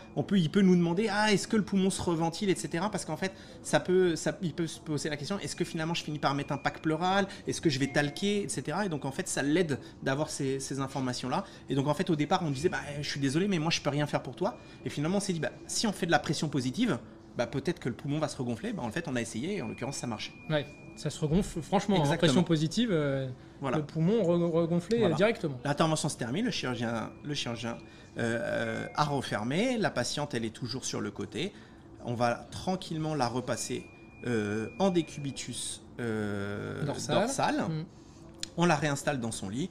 Elle est à moitié endormie, mais en fait, elle est déjà un petit peu en train de se réveiller. On lui a déjà mis des lunettes. Et vous voyez qu'en fait, on commence déjà à communiquer avec elle. On a vécu l'intervention. Vous n'avez rien senti. Parfait. Et là, en ce moment, comment vous vous sentez? Vous n'avez pas de douleur? Non. Pour respirer, tout va bien? Oui. Ouais. Ok. Donc juste un petit peu froid. Ouais. Il a enlevé beaucoup d'eau? Il a enlevé beaucoup d'eau? Non, ça va. Pas les 4 litres de départ. Un tout petit peu. Voilà. Bon, très bien. Je vous souhaite bon courage pour la suite. Merci. Cette patiente qui nous a autorisé à utiliser ces images-là pour vous les montrer a été vraiment extrêmement sympathique. Ouais. Alors, voilà. Moi, j'aimerais qu'on revienne brièvement. Alors, je sais qu'on a dépassé largement, mais c'est un sujet qui est quand même important. Comment tu gères les complications respiratoires? Parce que c'est ça qui fait peur à tout le monde. Tu as un patient finalement qui devient hypercapnique, hypoxique. Voilà. Comment tu gères ces... Moi, ma stratégie de départ, c'était déjà de me dire, je vais me préparer un Optiflow. Parce que je trouve que l'Optiflow, ça nous permet une oxygénation de grande qualité. Et donc, en fait, j'aimais bien au départ avoir l'Optiflow dans la salle en me disant, si j'ai un problème, je peux brancher l'Optiflow et je peux oxygéner.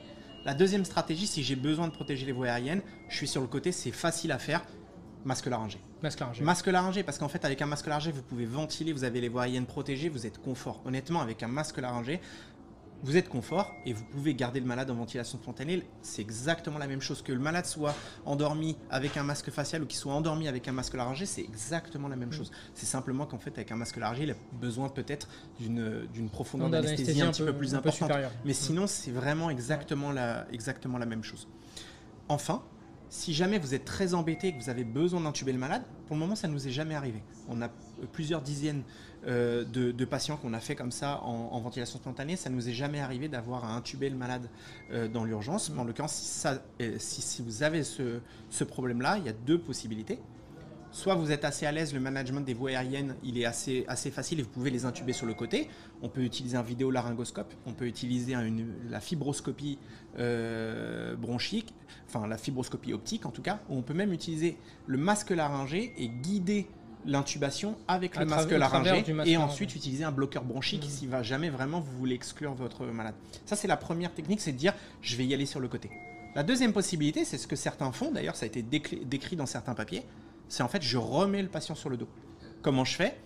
Le chirurgien va enlever son trocar, il va mettre un drain thoracique, il met un petit champ pour protéger l'orifice, on rebascule le patient sur le dos, vous l'intubez, vous remettez sur le côté et hop, il reprend son intervention. Et avec ça, vous avez une gestion et ça prend quelques minutes. Voilà. La seule chose, c'est d'avoir un chirurgien compliant. Mais en général, quand vous faites de la chirurgie thoracique, vous n'avez pas le choix de vous entendre avec vos chirurgiens parce que c'est vraiment une spécialité où on travaille à deux. Donc, voilà. Ouais. Donc vraiment, je pense qu'en tout cas, voilà, ça permet d'être rassuré. Et donc, ce qui est important, c'est vraiment de commencer par des chirurgies extrêmement simples et d'avancer progressivement. Voilà, j'espère que ça vous a plu. Je ne sais pas si on a d'autres choses sur lesquelles il faut qu'on... je vais demander à tout le monde de revenir. Ouais. Et Franck, est-ce que tu avais peut-être des questions importantes à soumettre là, sachant qu'il s'il y en a qui restent sans réponse, on y répondra avec grand plaisir après l'émission. Si vous les postez en commentaire ou si vous nous contactez par quelconque moyen, on sera ravis d'échanger avec vous. Ok, voilà. A priori, on a répondu à la plupart des questions. Très bien. Je vais demander à tout le monde de revenir. Davy, tu viens ? Venez. Thomas ? Voilà, j'espère que cette émission vous a plu. Voilà, avec des prises en charge un petit peu innovantes, un petit peu nouvelles. Mon Thierry, tu viens pas nous voir ? Il faut qu'on se serre apparemment. On va demander à Thierry de nous rejoindre. C'est notre monteur-régisseur, effets spéciaux, Spielberg, tout en même temps combiné. Voilà. Et puis donc on remercie encore Bibrone pour leur soutien. Merci infiniment. Et puis je vous donne rendez-vous pour la prochaine émission qui se passera en juin. On ne sait pas encore, on a des petites idées. La petite thématique, c'est encore un petit peu surprise. Et c'est un petit peu hésitant. Donc voilà, on vous tiendra au courant. En tout cas, ce sera en juin, court en juin. On refera une émission. Et donc, je vous donne rendez-vous en juin. D'ici là, portez-vous bien et puis